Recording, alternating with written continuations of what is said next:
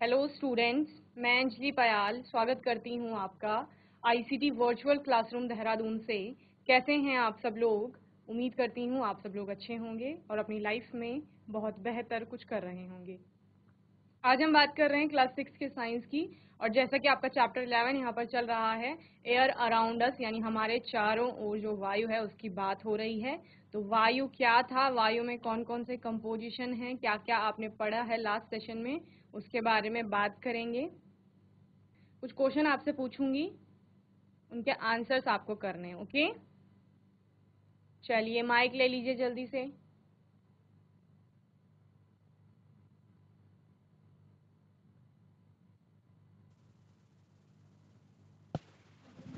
Good morning ma'am. Very good morning. क्या नाम है बेटा? पीयूष कठैत। पीयूष। पीयूष, लास्ट सेशन में क्या पढ़ा था बच्चे?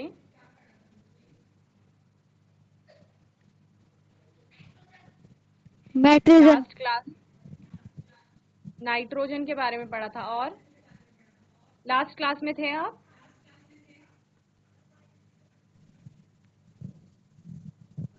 जो कल हमारा लेक्चर हुआ था उसमें आप थे, प्रेजेंट थे?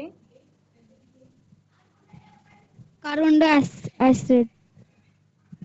मुझे ये बताइए, आप कल की क्लास में थे? Yes ma'am. यस। तो कल क्या पढ़ा हमने? जीआईसी सियाल दे, माइक ले लो जल्दी से। जीआईसी सियाल दे, आवाज आ रही है? Yes ma'am. यस। क्या नाम है आपका? मुझे बताओ लास्ट गुड सेशन मॉर्निंग में क्या मैम। पढ़ा था? Very good morning. क्या नाम है बेटा? मैम पारस स्वप्नोई। पारस। पारस, लास्ट लेक्चर में थे आप? Yes ma'am. यस। क्या पढ़ा था? मैम हमने पढ़ा था कि जैसे कि हमारे हमारी मैम हमने वाटर साइकिल के बारे में और मैम ये हमारे अर्थ में कितना परसेंट की कौन सी एयर है।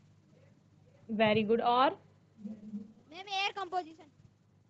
एयर कंपोजिशन पढ़ा था। Very good. और कोई बताएगा क्या पढ़ा था? Very good Paras. किसी और को माइक दो, जल्दी से बताओ गर्ल्स में और क्या पढ़ा था हमने? आपका? Good morning ma'am. Very good morning. क्या नाम है बेटा? गौरव? मैम महिपाल। महिपाल। ओके। महिपाल, क्या पढ़ा था लास्ट सेशन में? और मैम कल हमने एयर कंपोजिशन के बारे में पढ़ा था और फोटोसिंथेसिस के बारे में पढ़ा था और वाटर साइकिल के बारे में पढ़ा था। ठीक है, वेरी गुड। सिट डाउन बच्चे। तो जीआईसी बरम, ध्यान से सुनेंगे। हमारा चैप्टर चल रहा है 11th, एयर अराउंड अस, यानी हमारे चारों ओर क्या है? वायु है। अब आप कहोगे हमें दिखाई तो दे नहीं रही है, तो दिखाई नहीं देगी आपको वायु, महसूस होगी। कैसे महसूस होगी? जैसे हम सांस ले रहे हैं, सांस ले रहे हैं ना, सभी बच्चे सांस ले रहे हैं, मैम भी सांस ले रही हैं, और साथ साथ सांस को आपका इनहेल भी करते हैं और एक्सहेल भी करते हैं, ले भी रहे हैं और छोड़ भी रहे हैं। तो ये कहाँ से आ रहा है? जो वायु को हमने गैसों का मिश्रण बोला था, वायु क्या है? कुछ भी नहीं है, गैसों का मिश्रण है। मिश्रण यानी बहुत सारी गैसें एक साथ मिली हुई हैं, ठीक है? तो उन्हीं गैसों में से हम ऑक्सीजन को ले रहे हैं और आपकी कार्बन डाइऑक्साइड को क्या कर रहे हैं? छोड़ रहे हैं। ये हमने पढ़ा था। इसके अलावा कंपोजिशन जब आपने बात की, तो जहां पर हमने कहा कि नाइट्रोजन आपकी मोस्ट अबंडेंट गैस है एयर में, यानी सबसे अधिक क्या पाया जा रहा है? नाइट्रोजन पाया जा रहा है। कितना प्रतिशत है? 78%, यानी 78% आपकी नाइट्रोजन है वहां पर।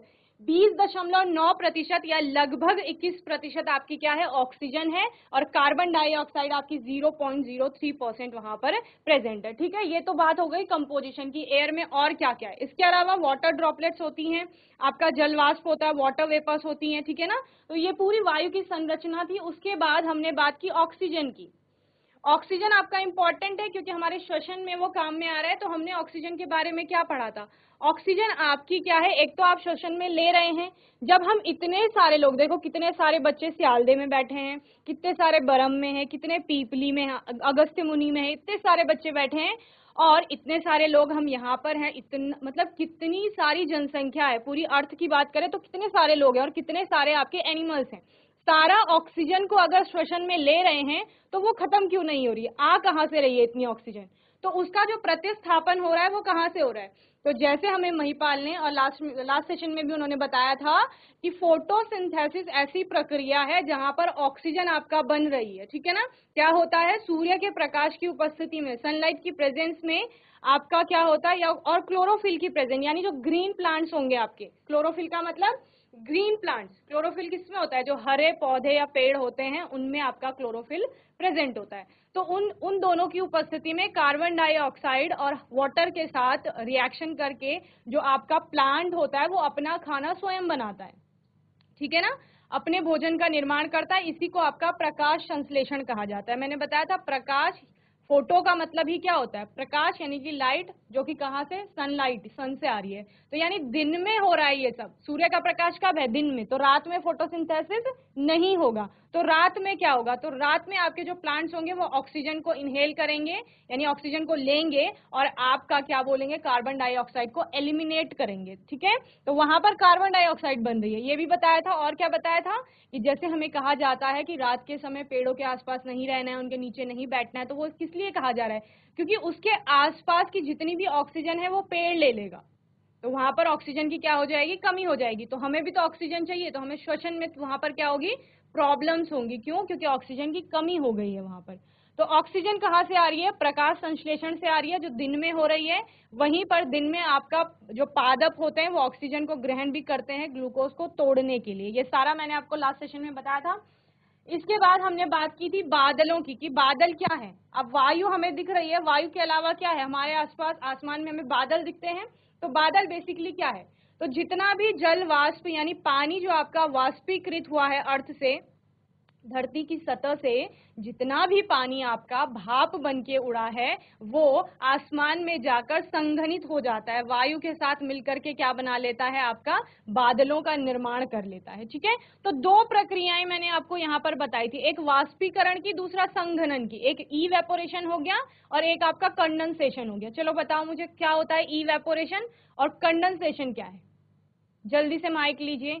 जीआईसी बरम कौन बताएगा, हैंड रेज करिए।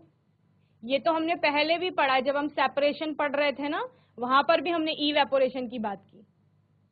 जीआईसी बरम माइक ले लो,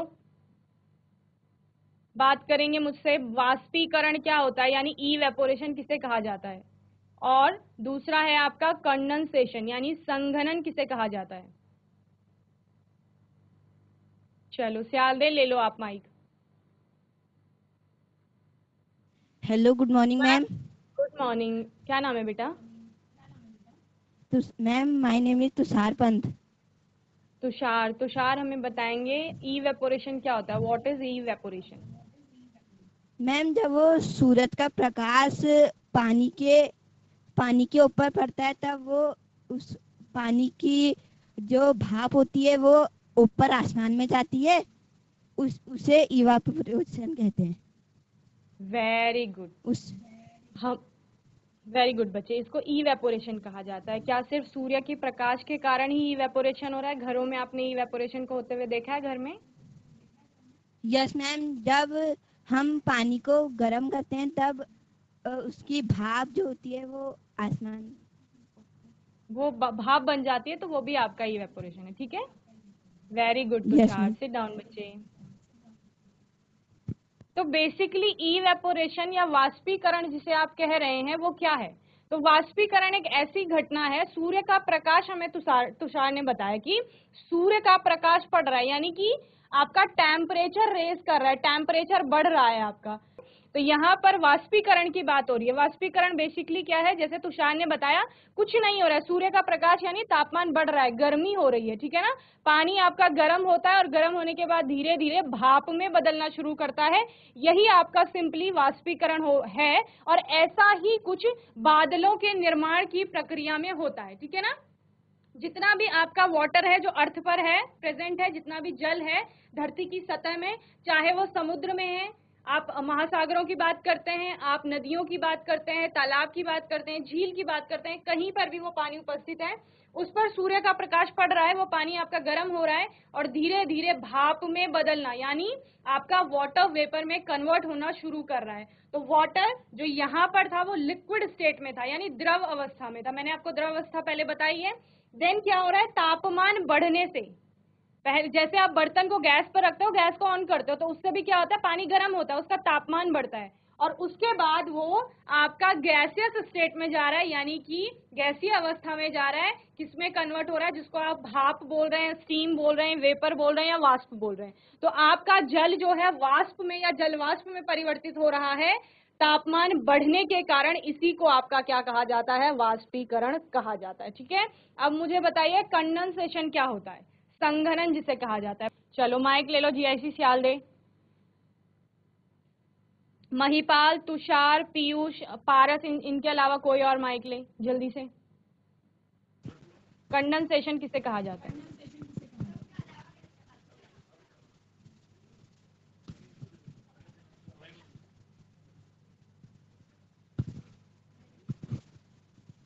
good morning ma'am. Very good morning. क्या नाम है बेटा? अभय। अभय। अभय, मैंने क्या क्वेश्चन पूछा? मैम की क्या कहते हैं, कंडेंसेशन किसे कहते हैं? हाँ, चलिए आंसर करिए। बादल से वापस पानी बनने की प्रक्रिया कंडेंसेशन है। ओके, बादल में जो आपका वाष्प है वो वापस पानी में परिवर्तित हो रही है, उसको कंडेंसेशन कहा जा रहा है। ठीक है, वेरी गुड बच्चे, सिट डाउन। तो कंडेंसेशन बेसिकली क्या है, वाष्पीकरण की ठीक उल्टी प्रक्रिया है। समझ रहे हैं? वाष्पीकरण में क्या हुआ था, आपका पानी भाप में बदल गया था।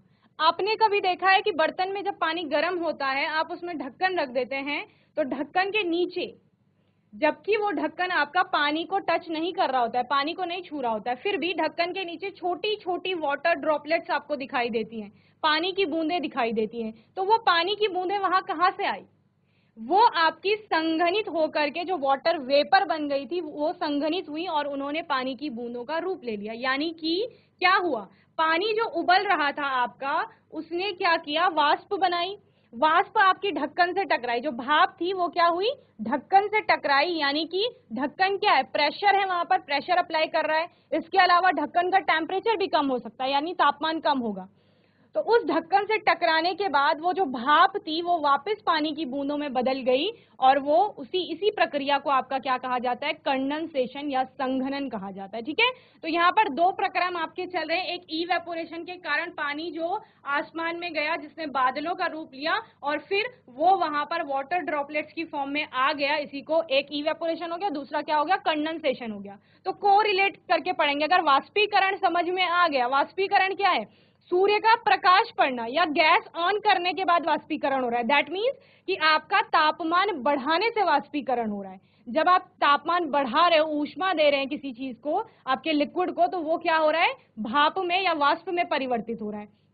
देन इसके ठीक विपरीत, अब तापमान को क्या करेंगे, कम करेंगे। तापमान कम करने से या ठंडा करने से आपकी जो भाप बनी थी वो वापस पानी में बदल जाएगी। इसी को आपका संघनन कहा जाता है। ओके, तो यही बादलों का निर्माण कर रहा है, ये लास्ट सेशन में हमने देखा था। इसके अलावा एयर इज एवरीवेयर, हर जगह आपकी एयर है। यहाँ पर आपकी एक एक्टिविटी भी है जो बुक में दिखाई गई होगी। आपने कभी देखा है कि ग्लास आपका खाली है, ठीक है, आपको ग्लास में आपने कुछ नहीं रखा है, फिर भी ग्लास भरा हुआ है। क्यों? क्योंकि उसमें हवा है। हम कह सकते हैं कि वो हवा से भरा हुआ है। अगर आप ग्लास को इस तरह से, आपने कोई भी वेसल ले लिया है, उसमें आपने वाटर रख लिया, जल रख लिया, और उसमें आपने ग्लास को ऐसे ही डाला सीधे, समझ रहे हैं, तो उसमें पानी नहीं भरा जाता, पानी नहीं भर सकता। देख रहे हैं, पानी उसके अंदर नहीं गया। क्यों? क्योंकि वहां पर पूरी हवा थी, हवा ने उतना स्थान क्या कर रखा था, घेर रखा था।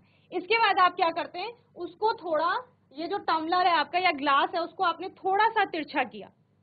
इससे क्या हुआ, यहां से आपकी एयर जो होगी वो बबल के फॉर्म में बाहर निकलेगी और फिर उसमें आपका जो भी लिक्विड है या वाटर है वो भर जाएगा। तो इससे क्या समझ में आता है कि यानी उस खाली ग्लास में भी वहां पर क्या थी, हवा थी। तो एयर इज एवरीवेयर, वायु जो आपकी है वो हर जगह विद्यमान है, प्रत्येक स्थान पर। Okay, our earth is surrounded by a thin layer of air. हमारी जो अर्थ होती है वो क्या है, सराउंडेड है, यानी आपकी घिरी हुई है, किससे, एक हवा, वायु की एक पतली लेयर से, यानी एक बहुत पतली परत से आपकी घिरी हुई है। वी कैनॉट सी एयर, हम वायु को देख नहीं सकते हैं, ये सब जानते हैं। We cannot see air but we can feel its presence in many ways. Okay, हम उनकी प्रेजेंस को बहुत सारे तरीकों से देख सकते हैं कि वो कहाँ कहाँ उपस्थित है। जैसे आपने बोला कि जिसकी हम खाली ग्लास की बात कर रहे थे वो एक्चुअली में भरा हुआ था किससे, वायु से, यानी एयर से भरा हुआ था, ठीक है ना, तो वो हम देख सकते हैं। इसके अलावा हम सांस ले रहे हैं तो यानी वायु है यहाँ पर, ऑक्सीजन है उसमें यहाँ पर, समझ रहे हैं ना। इसके अलावा leaves of the trees Russell and the branches स्वे इन द विंड। आप क्या देखते हैं, हवा चलती है तो आपकी जो ब्रांचेस होती हैं, पेड़ों की जो शाखाएं हैं वो हिलती हैं, मूवमेंट वहां पर हो रहा है, तो यानी वायु है आपका। The clothes were hanging on a cloth line swings because of the presence of air. आपने कपड़े कहीं पर टांगे हैं सुखाने के लिए और अगर उनमें मूवमेंट हो रहा है, दैट मीन्स कि वहां पर वायु है। ओके ना, मैंने सबसे पहले जब हमने वायु को स्टार्ट किया था आपने बोला था मैम फील कर रहे हैं हम, और फील कैसे कर रहे हो, फील इसी प्रकार से कर रहे हैं कि पत्तियां हिल रही हैं, कोई भी चीज वस्तु जो है आपका वो मूव हो रही है अगर, तो यानी कि वहां पर वायु विद्यमान है आपकी। Okay, this layer extends up to many kilometres. Okay, जिस आप इस पतली लेयर की बात कर रहे हो कि बहुत थिन लेयर है आपकी एयर की, तो वो कई किलोमीटर तक है, यानी थिन का मतलब इतना नहीं है कि बहुत पतली है, थिन का मतलब यहाँ किलोमीटर्स में। Okay, above the surface of the earth and it is called the atmosphere। अब आपका एक नया वर्ड आया है एटमोस्फेयर, जिसको आपका क्या कहा जाता है, वायुमंडल कहा जाता है। ठीक है, एक स्फेयर है किसका, आपका एयर का। ओके, एटमोस्फेयर जिसको कहा जा रहा है, वायु का एक मंडल है और उसमें आपकी अलग अलग लेयर्स आएंगी और लेयर्स बहुत थिन नहीं होंगी, कई किलोमीटर तक होंगी, इनके बारे में हम लोग पढ़ेंगे।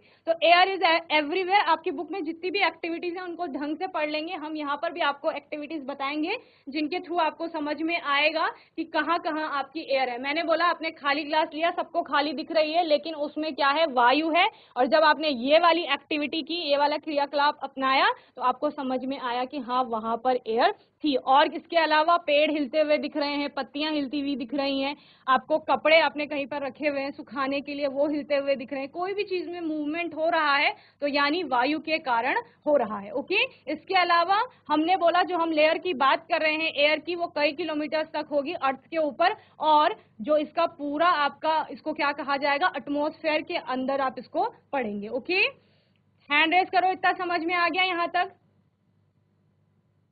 अगस्त मुनि समझ आया, श्याल दे समझ आया सभी को, चलिए वेरी गुड। तो ये एक दो पॉइंट्स आप लोग नोट कर लेंगे जल्दी से।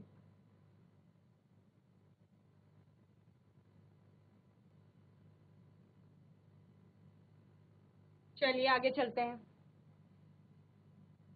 वायु हर जगह है, ये हमें समझ में आ गया है। नाउ एटमॉस्फेयर की बात हो रही थी, एटमॉस्फेयर है क्या, तो पृथ्वी को ढकने वाली वायु की परत अंतरिक्ष में कुछ किलोमीटर तक फैली हुई है, यही आपका क्या है, वायुमंडल है।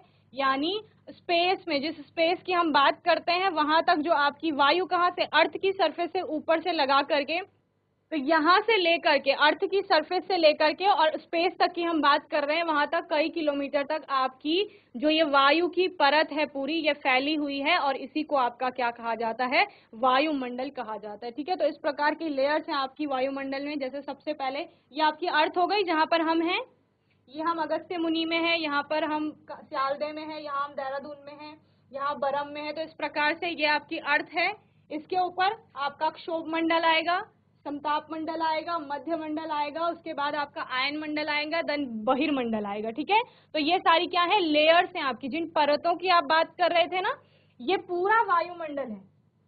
ओके, ये पूरा आपका वायुमंडल है, लेकिन ये वायुमंडल क्या है, अलग अलग परतों में विभाजित हो रखा है, और उन्हीं परतों की हम यहाँ पर बात कर रहे हैं। ओके, चलिए जल्दी से इसे नोट करेंगे।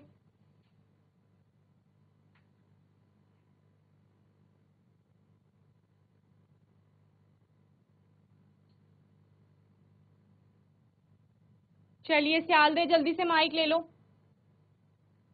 कोई भी बच्चा। सियालदे।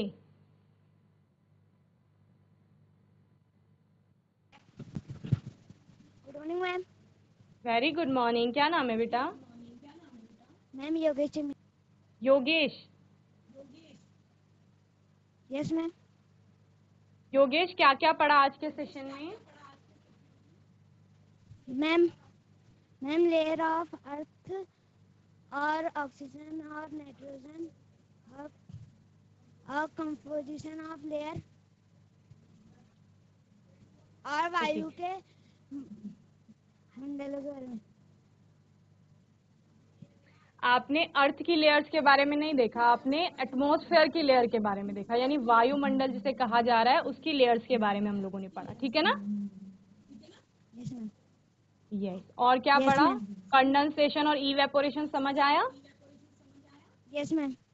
यस। तुषार ने हमें इवेपोरेशन बताया था और अभय ने क्या बताया था? कंडेंसेशन बताया था। Yes ma'am. ठीक है।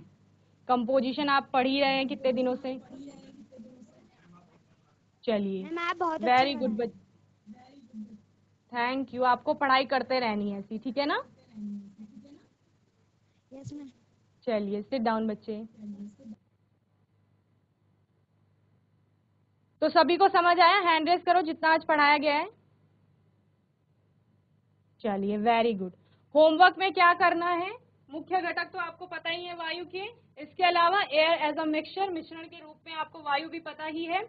जल वाष्प क्या है, डस्ट एंड स्मोक क्या है, इसको आप पढ़ के आएंगे, ठीक है? यानी वाटर वेपर क्या है आपका, जिसे जल वाष्प कहा जा रहा है, और डस्ट और स्मोक, धूल और धुआं क्या होता है, ठीक है? ये भी वायु के ही पार्ट है, वायु में ही आपके विद्यमान है, इनके बारे में भी पढ़कर आप लोग आएंगे, ओके?